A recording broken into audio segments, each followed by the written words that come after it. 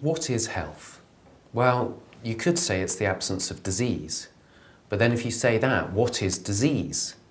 Well, we know that disease is when we fall ill and when we have functional and pathological problems that stop us doing, stop us moving, stop us being who we want to be. If you like, they restrict us, they hold us in. And so you could say that health is the absence of these pathological and biological issues. It's the freedom of disease. It's to be without symptoms. So when you go to see a health practitioner, they are trying to remove your symptoms. That's one way of looking at it. But another way to look at health is what does health give us when we are truly healthy? When we are in good health, then we don't really think about our bodies and our minds and our emotions. We're just in the flow of life. That is to be in good health. And you could say that really it's the freedom to have creativity, to be able to be as free and express yourself as creatively as you would like. And it's interesting to look at Maslow's hierarchy of needs when considering health, because I think that the healthier you are, the more likely you are to be able to express yourself through Maslow's hierarchy of needs. So his first set of needs were the physiological needs, the need for security, for safety, to have a shelter, to have food and water and warmth and heat and light. Those basic physiological requirements for us to survive as an organism. To have those, you need to have those in order to be healthy, to live healthily. Then there's the next layer of needs is around safety and security. So to have the security and the safety of a good job, to have a good income, and to have a good house and a good home, and those kind of things that give you stability and security. If you have those, then you can be healthy. The next level up was, in Maslow's hierarchy of needs, is to do with belonging. And that's to do with family and friendships and a sense of belonging and connection with others. And that's very important, and that moves you up in the hierarchy. If you have the psychological things in place, if you have a sense of safety and security, and you have a sense of belonging and connection, then you can move on to the next level, which is around self-esteem. So you have confidence and you have a sense of achievement, and you're able to go out and do things in life and achieve things and set goals. And if you have all of that and you have your health and you're able to do all of that, then you can move to the highest level, which is about self-actualization. And this is to do with having a true purpose in life and being completely free to express yourself with spontaneity and creativity and to be true to who you really are. It's about having a life purpose, about being able to solve things and thinking on your feet and enjoying life. And I think to be truly healthy, to be free of your symptoms and to be living in this way, with fulfilling your true purpose, and to have a sense of being and purpose in life, that's the true definition of health. And in order to have that, of course, you have to have all those other things that Maslow describes in his hierarchy. So when we talk about health in homeopathy, when we talk about the healthy person, that's what we're talking about. We're talking about somebody being able to express themselves freely and creatively at the highest levels of their being, and being able to put themselves into life. So it's not just about being free of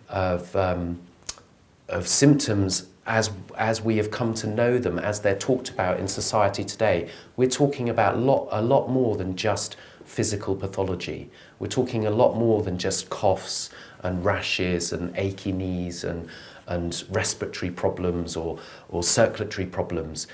It goes a lot deeper. And actually, the whole person's connected. So all of this is connected anyway. You know, if I have mental and emotional stress, then it's going to be expressing itself in the physical being. It's going to be manifesting on all levels of being. And that's going to stop me being creative.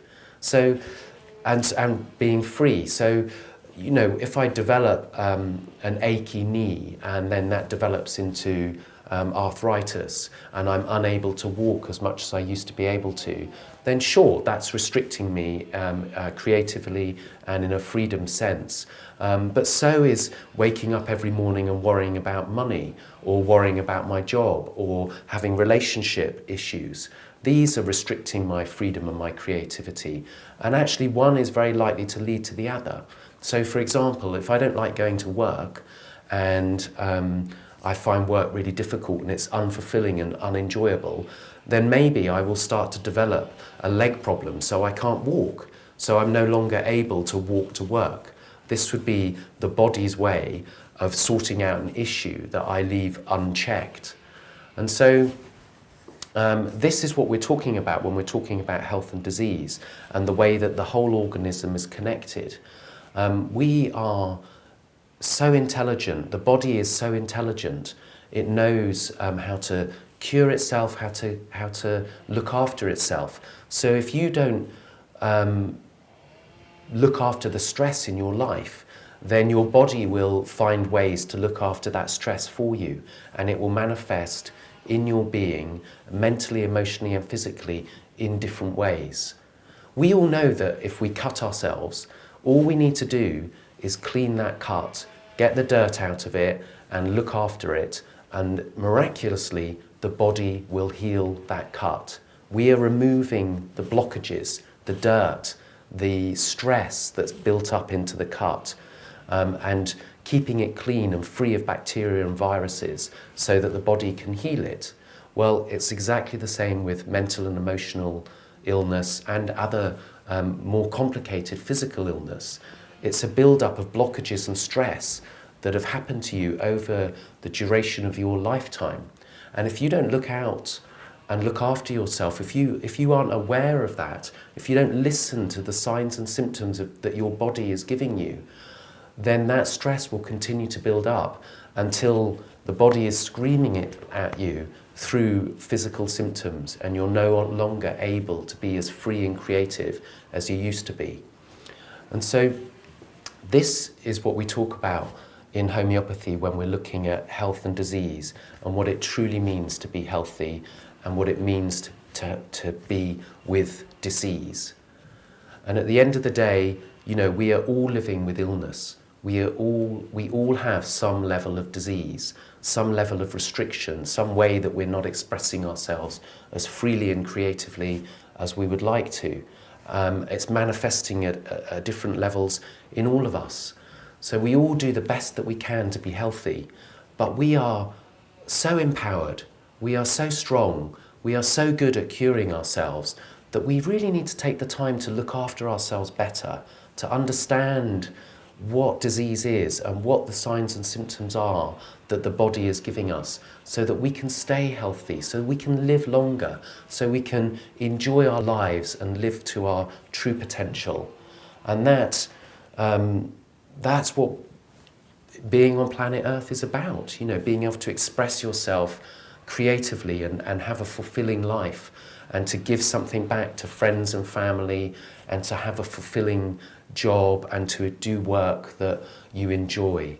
You know, that's living. And if you can go beyond that, then that's even better. And that's what health gives us. And that's what a homeopath working with you would be looking to try and help you with your physical ailments, with your mental ailments, with your emotional ailments, looking at the whole picture and advising you on how you can get the best out of life and how you can remove as many of those obstacles to cure and live a fuller, truer, more creative and free life. I hope that is helpful. I hope that's interesting to you. If you want to know more about health and disease, from this perspective, then speak to a homeopath. And if you're really interested and you want to know more, then why not do one of our courses? Have a look at one of our first aid courses, or our taster course or foundation course. We have many courses for different levels. But thanks for watching.